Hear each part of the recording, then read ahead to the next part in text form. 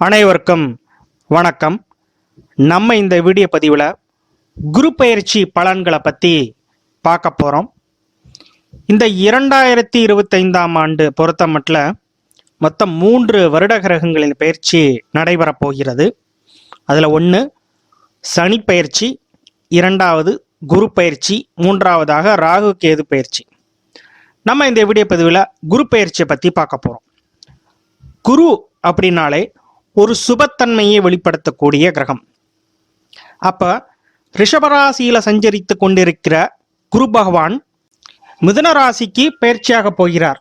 அதாவது ஆங்கில தேதி பார்த்தீங்கன்னா 14/5/2025ஆம் ஆண்டு குரு பகவானுடைய பயிற்சி நிகழப்போகிறது. பொதுவாக இந்த குரு பயிற்சின்னு வந்துட்டாலே எல்லாருடைய கவனமும் ஈர்க்கப்படும். ஏன் அப்படின்னா எல்லா சுபத்தன்மையும் வெளிப்படுத்தக்கூடிய ஒரே கிரகம் குரு பகவான் தான். திருமணம், பொருளாதாரம், தொழிலில் ஏற்படக்கூடிய முன்னேற்றம், குழந்தை பேரு, இது போன்ற எல்லா சுபத்தன்மையும் வெளிப்படுத்தக்கூடிய கிரகமாக இருக்கிறதுனால இந்த குரு பயிற்சிக்கு அதிக முக்கியத்துவம் மக்கள் கொடுக்கிறார்கள். அப்போ இந்த நிலையில மேஷராசி என்பவர்களுக்கு இந்த குரு பயிற்சி எப்படி இருக்க போகிறது? அப்போ இந்த சனி பயிற்சிக்கு அப்புறம் மேஷராசி என்பவர்களுக்கு என்ன நிலைமை அப்படின்னா, உங்களுக்கு 7.5 சனி துவங்குகிறது. அதை முக்கியமாக முதல்ல நம்ம கருத்தில் வைத்து கொள்ள வேண்டும். அப்போ 7.5 சனி துவங்கிட்டாலே காரியத்தடை, எதிலும் ஒரு மந்தமான சூழ்நிலை, அடிக்கடி வேலையில் இடமாற்றம், வேலையில் நிம்மதி இல்லை, வேலையில் பிரச்சனை இல்லைன்னாலும் உடல் நலத்தில் சிறு சிறு பிரச்சனைகள். அப்போ இது போன்ற சூழ்நிலைகள் மேஷராசி என்பவர்களுக்கு இருக்க போகிறது. அப்போ இப்படி இருக்க சூழ்நிலையில் இந்த குரு பயிற்சி என்ன மாதிரி இருக்க போகிறது? மேஷராசி என்பவர்களுக்கு குரு பகவான் நன்மையை தரக்கூடிய கிரகம். அப்போ பாக்யாதிபதி விரையாதிபதியாக உங்கள் ராசி என்பவர்களுக்கு குரு பகவான் வருகிறார். ராசிக்கு 3ஆம் இடத்துல குரு பகவான் பயிற்சியாக போகிறார்.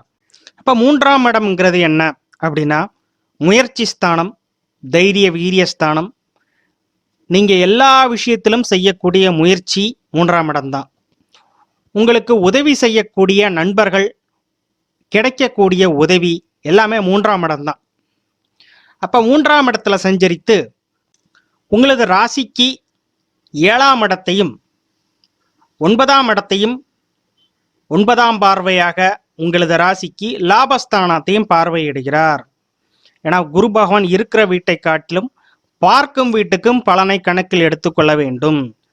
இருக்கும் வீட்டை காட்டிலும் பார்க்கும் வீட்டுக்கு தான் அதிக பலனை குரு பகவான் செய்வார். பொதுவாக இந்த 7.5 சனி வந்துட்டாலே ஐயோ 7.5 வருஷம் என்னை போட்டு பாடாப்படுத்தும், என்னை நிம்மதி இல்லாமல் ஆக்கிரும் அப்படிங்கிற ஒரு பயம் இருக்கும். 7.5 வருஷம் ஒரு மனுஷனுக்கு கஷ்டம் வந்தா அந்த மனுஷனால வாழ முடியுமா? அப்போ இந்த குரு பகவான் என்ன செய்கிறார் அப்படின்னா அந்த பிரச்சனையை எப்படி சரி செய்யறது, அந்த பிரச்சனையிலிருந்து ஒரு டெம்பரரி ரிலீஃபை குரு பகவான் ஏற்படுத்துகிறார். அப்போ 3ஆம் இடங்கிறது பார்த்தீங்கன்னா உங்களுக்கு வரக்கூடிய தகவலை சொல்லும். அப்போ என்ன மாதிரி தகவல் உங்களுக்கு வரும்?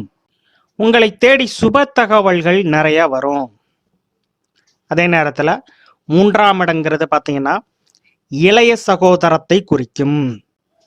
அப்போ பாக்யாதிபதி 3ஆம் இடத்துல இருக்கிறதுனால இளைய சகோதரத்தால் உங்களுக்கு ஆதாயம் உண்டு, நண்பர்களால் உங்களுக்கு ஆதாயம் உண்டு, இடமாற்றத்தால் நிறைய நன்மைகள் உங்களுக்கு நடக்கப் போகிறது. 7ஆம் இடத்திற்கு குரு பார்வை இருக்கு. அப்போ ராசிக்கு 7ஆம் இடத்துக்கு குரு பார்வை இருக்கு. திருமணமாகாதவர்களுக்கு திருமணம் நடக்குங்கிற மாதிரி இந்த குரு பகவான் சொல்கிறார். அதே நேரத்தில் மேஷராசி என்பவர்களுக்கு களத்திர பாவகம் சுக்கிரனோட வீடா போயிடுச்சு. அப்ப சுக்கிரனோட வீட்டையும் இந்த குரு பகவான் பார்வையிடுகிறார். என்ன சார் சொல்றீங்க? திருமணமாகாதவர்களுக்கு திருமணம் நடக்கும். ஒரு பக்கம் 7.5 சனி நடக்குது. அப்ப 7.5 சனியை கருத்தில் கொள்ளணுமா அப்படின்னு கேட்டீங்கன்னா 7.5 சனி வரும் போகும்.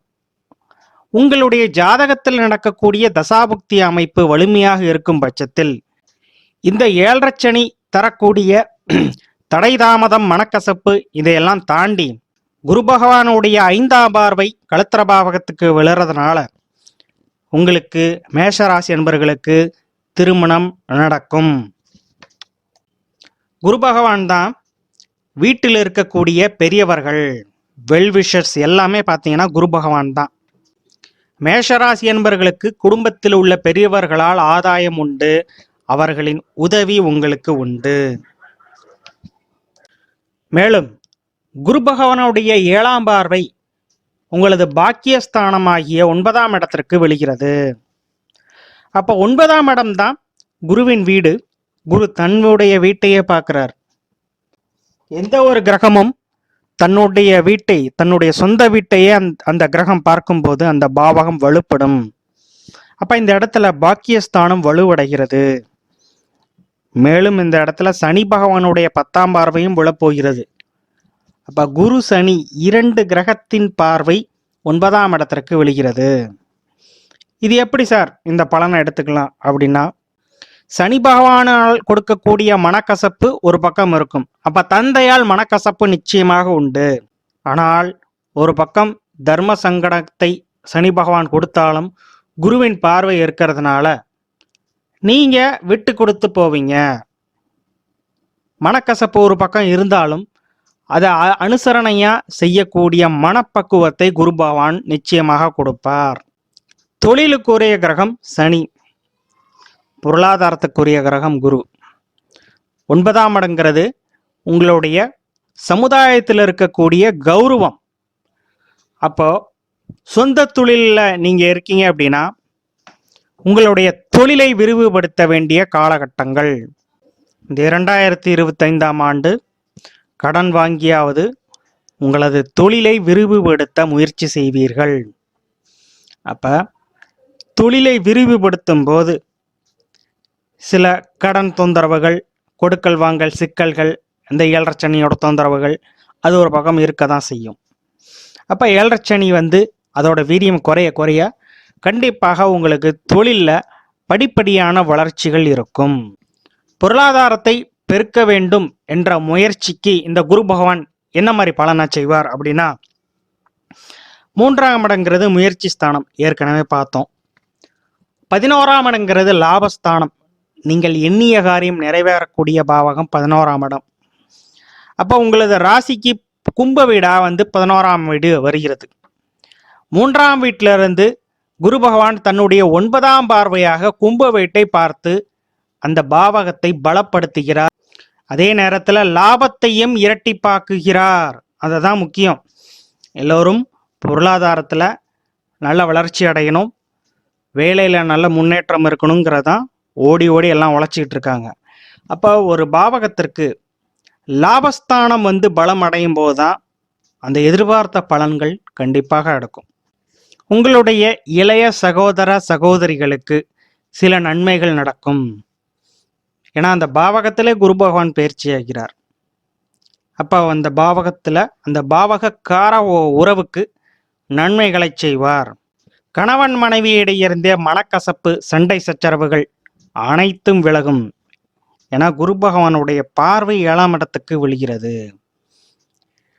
நண்பர்களால் சில ஆதாயம் உண்டு, புதிய நண்பர்களின் வருகை உண்டு, உங்களுக்கு உதவக்கூடியவங்கெல்லாம் உங்க பக்கத்துல வருவாங்க. குருவோட வீட்டில் சனி பகவான் வருகிறார். அப்ப ராசிக்கு 12ஆம் இடத்துல சனி பகவான் இருக்கும்போது நீங்கள் உங்களுடைய பூர்வீகத்துல இருக்கிறத காட்டிலும் வெளியூர், வெளி மாநிலம், வெளிநாடு இந்த இடத்துல உங்களது ஜீவனம் இருக்கும்போது மிகச்சிறப்பான வாழ்க்கையை இந்த சனி பகவானும் குரு பகவானும் நிச்சயமாக உங்களுக்கு செய்வார்கள். கலைத்துறையில் இருப்பவர்களுக்கு அற்புதமான பலன் இருக்க போகிறது. உடல் நலத்தில் சற்று கூடுதல் அக்கறை எடுத்துக்கொள்வது நன்மை. மேஷராசி என்பவர்களுக்கு, பெரியவர்களுக்கு, வயதானவர்களுக்கு மூட்டு வலி தொந்தரவு இருக்கும். பாதம் சம்பந்தப்பட்ட தொந்தரவுகள் அதிகப்படியாக இருக்கும். அதே நேரத்தில் இஎன்டி பிரச்சனைகள் அவ்வப்போது வரக்கூடும். இஎன்டி அப்படின்னா காது, மூக்கு, தொண்டை இது சம்பந்தப்பட்ட பிரச்சனைகள் மேஷராசி என்பவர்களுக்கு உண்டு. இந்த 7.5 சனி அதே நேரத்தில் குரு பயிற்சி, இந்த 2 அமைப்பையும் பொருத்தி பார்க்கும்போது என்ன மாதிரி வழிபாடு உங்களுக்கு நன்மையை தரும் அப்படின்னா, மதுரை மீனாட்சி அம்மன் வழிபாடு உங்களுக்கு நல்லதொரு பலனை தரும் என்று கூறி விடைபெறுகிறேன். நன்றி, வணக்கம்.